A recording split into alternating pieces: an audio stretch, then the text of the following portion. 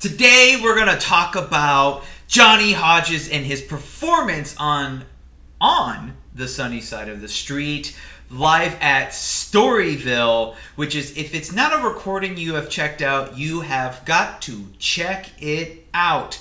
I wish Johnny Hodges developed more of this playing, moving forward onto his career, but I'm glad we have this recording because, I mean, it is just chef's kiss.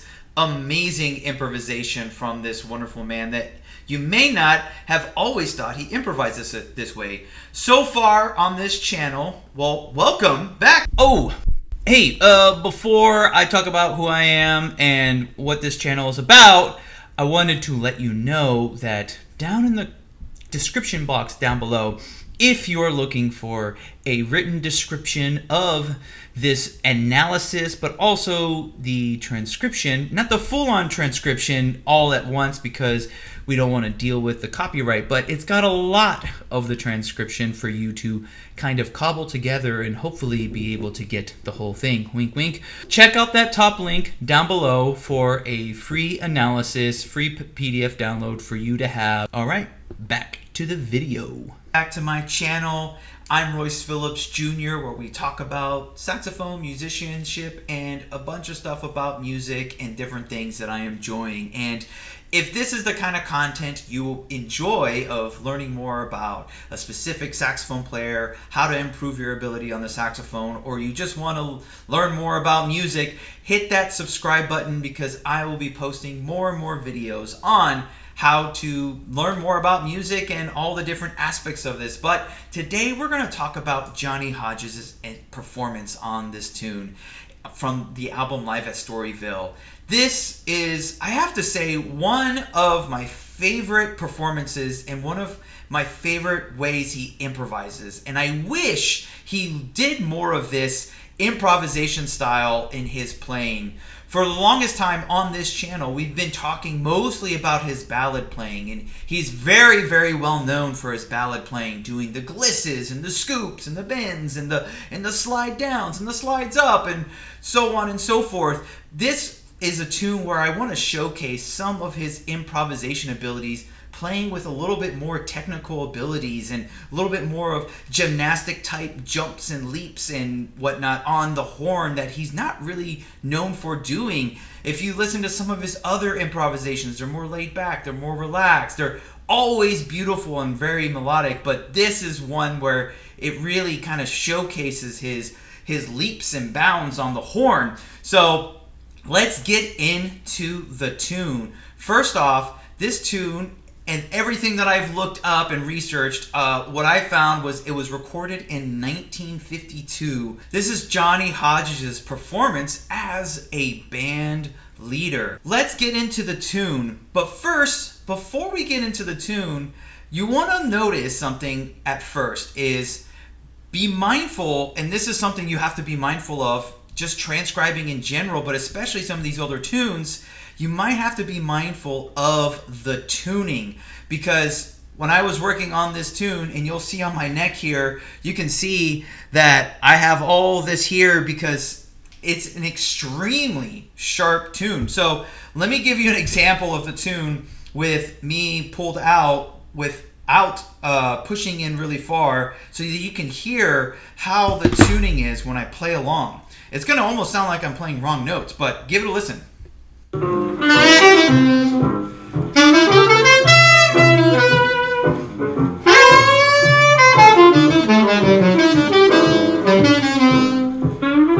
You hear how crunchy that sounds? So whenever you are transcribing older tunes or just other saxophone players in general, something you have to be mindful of, one, is knowing the key of the tune in the recording will help guide you. Some of these recordings are extremely sharp or flat, and so you might think they're playing a tune in like B or an odd tune that is not normal. So I know this tune is typically played in C, so I have to shove my mouthpiece on pretty far to make sure I'm in tune with Johnny Hodges. Now let me give you an example of that now with my mouthpiece pushed in.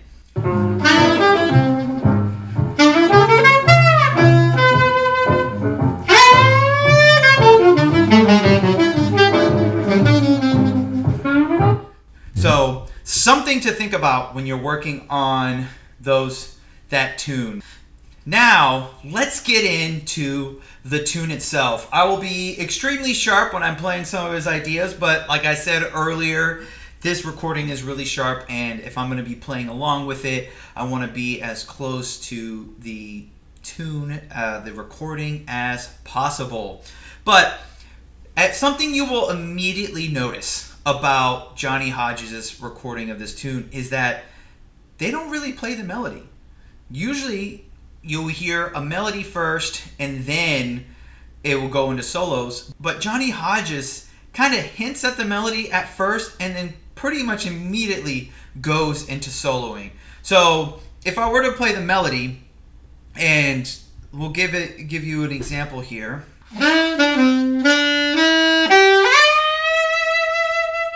But Johnny Hodges, he doesn't do that at all. Like, give it a listen. Let's give this a listen real quick.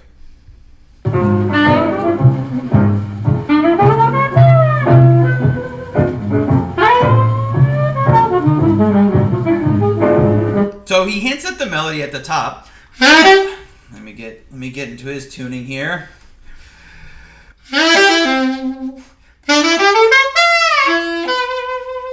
So he's pretty close on the melody right at the top, but then he just starts soloing.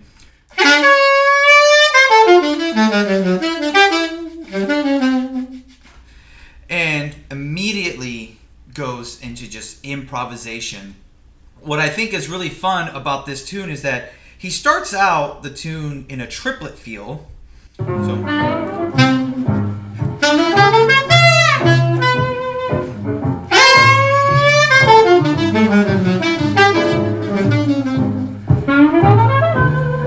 And then he immediately starts going into sixteenths.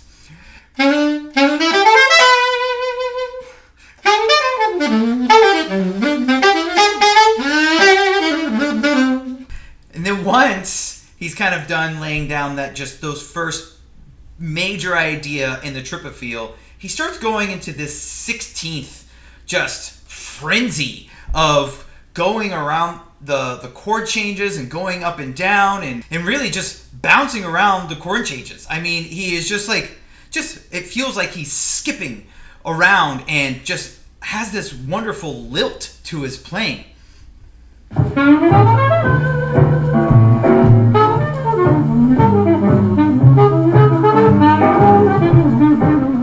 I mean,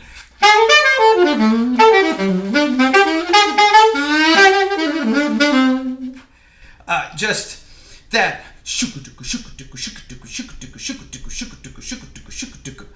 and he has this rhythm. He's got this 16th feel of this,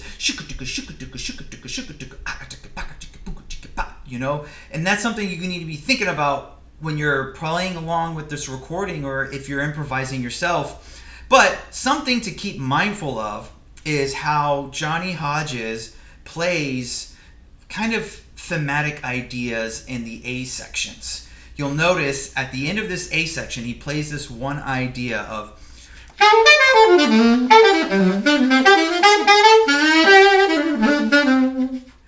but you'll notice that he starts that 2-5 idea the same every single time.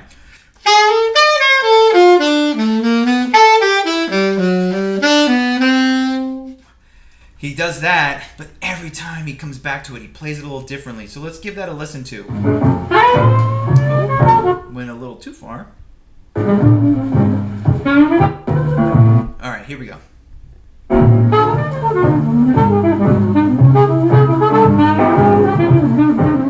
So try to remember that idea because that idea comes back around. But let's listen to that 16th, that shikataka, shikataka, shikataka, shikataka, the rest of the way. The second A coming up.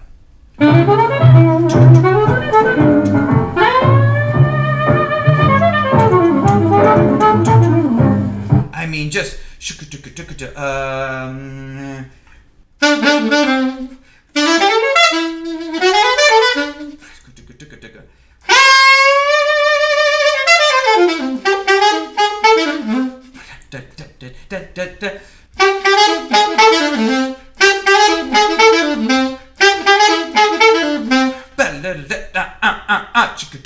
You know, like really feeling that 16th vibe.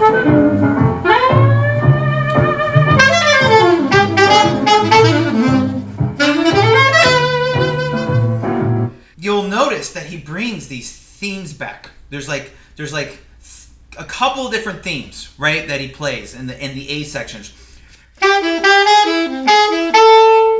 That one being one of them, and then going to the D7.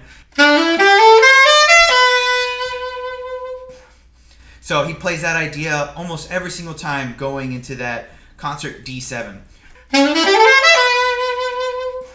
And by the way, if you are looking to get an analysis of this tune, but also just like the transcription of this tune, I do have a link down below. It's the first link that you can get that download, that free PDF download for you to check out. I don't have the full solo written out beginning to end because I don't want to deal with any sort of copyright issues, but if you look at the full analysis and maybe put that together, you might be able to figure out the whole solo. So continuing on, those are some themes that he kind of plays, is that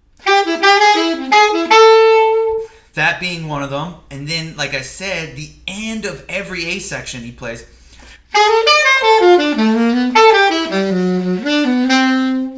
And then this time, how does he play it?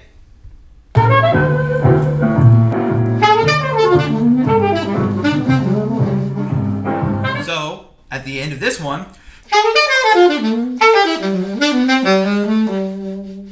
just a little short little ending, where the last time that he played it, he went.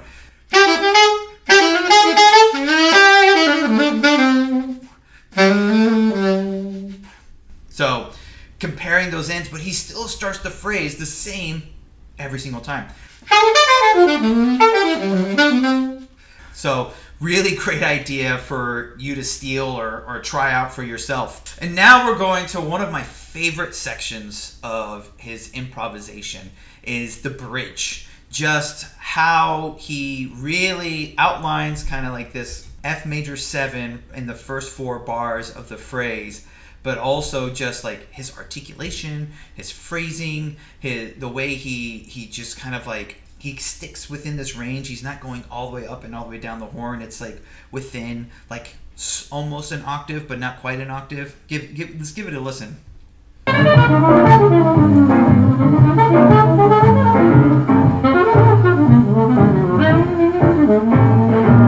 I mean, do you hear that 16th?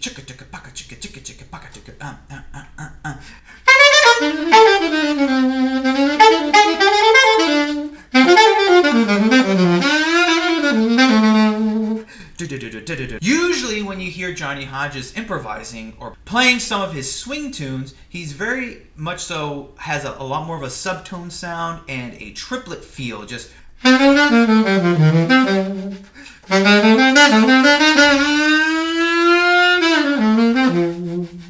so it's very, very triplet-y versus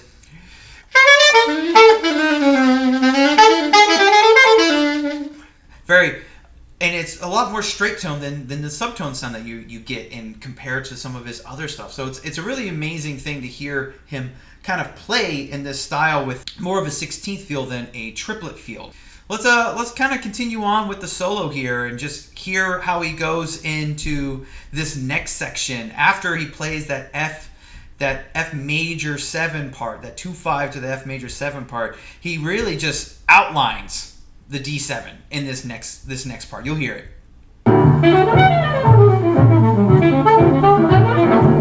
I mean,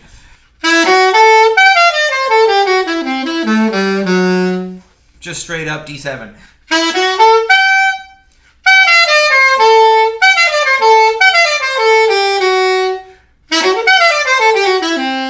And then this is where I'm talking about his gymnastics abilities. And I apologize if I'm looking down over here. I'm trying to make sure I'm getting the tracks at the right spot here.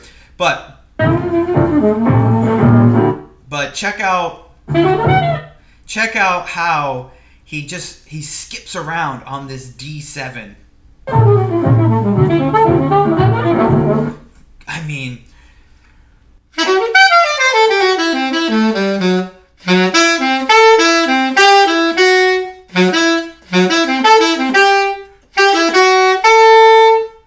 that's not a very common thing to do in a lot of jazz solos of just. But he's outlining the chord here. So you have the D sharp or the concert F sharp. And he's going down. So let's do this. Actually, let's do this in numbers. So he goes 3, then he goes to the 9, and then the 7, and then to the 5th, back to the 9, 7, and then 11, and kind of almost he's using like an enclosure. So 11, 9 to the 3, and then here I don't know what note he plays because it kind of like it just blips out. You hear that? It just it's a squeak. So I'm not gonna try to I'm not gonna try to figure that out. So you can either play the 9 or you can play the 7. So whichever one you feel like it is, you go ahead. So, and then this next section, I'm going to say it one more time, this next section, I spent days trying to figure out because it's a whole lot of just, I don't know. It's just, give it a listen, and I spent so much time. You'll see the notes that I wrote down and the rhythms. It may be right, it may be wrong, but this is how I heard it, and this is how I wrote it out.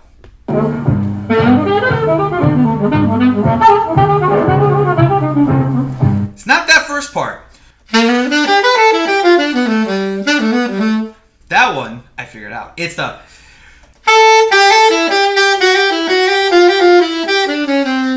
that part took me forever to figure out. I might be right, I might be wrong, but for me it is close enough to get it. So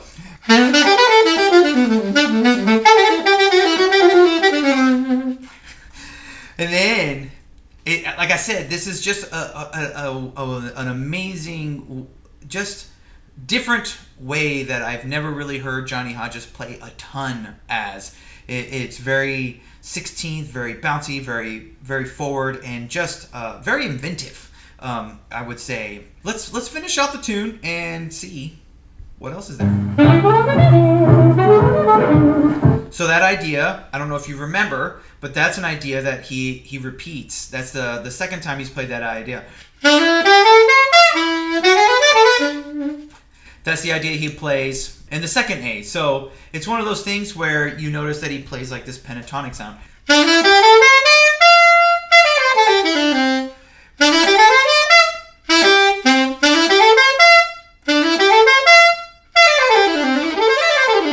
So very much so a pentatonic, leading to the root note of the following chord.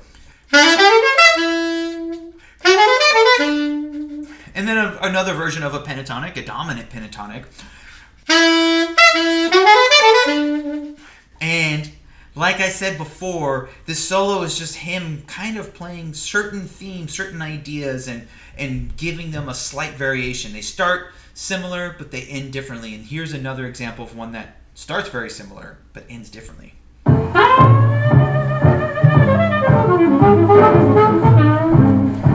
I mean,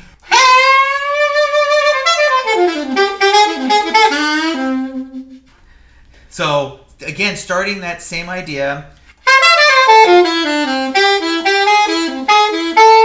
and then ending it a little different. Ending it with a very much so bluesy inflection that he hasn't really had much during the rest of the solo, because it's very 16th notes, and you don't get as much of that phrasing in the fast 16th sections. But the other time he played it, what was the other time? Oh yeah, so the first time it was.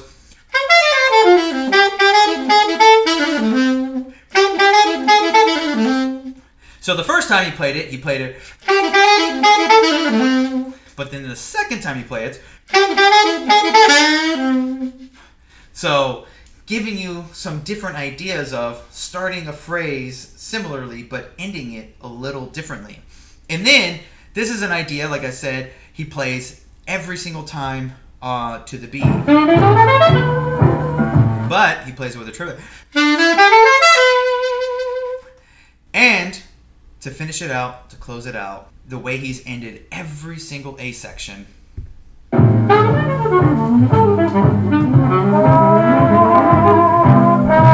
All right, straight into the trombone solo. But yeah. And he ends it a little different. That is Johnny Hodges' performance on The Sunny Side of the Street from Live at Storyville. It is one of my favorite solos that he does. I spent a lot of time transcribing this as it is very much so an acrobatic. It bounces up and down different parts of the horn. It's somewhat out of tune, as we talked about in the beginning of the video. But this is a wonderful example of Johnny Hodges playing in a style that I wish he did more of, but he didn't do as much as I hoped he could have. But I'm still grateful that that recording exists, and hopefully you enjoyed this breakdown. And like I said earlier, if you would like a PDF of this analysis of this tune and snippets of this transcription, check out that top link down below. It's a free download for you to write your own notes on, take it apart, put it together, and figure out how you can use some of the ideas. But if you enjoyed this video, make sure to hit that like button, hit the subscribe button as well, as there will be more future videos. And if you want to check out some more of my breakdowns of Johnny Hodges and different things like that, check out this playlist right here. I have a whole bunch of Johnny Hodges videos, as right now this is the theme of the year. It's the year of the rabbit, studying Johnny Hodges. Thank you so much, and we'll see you next time.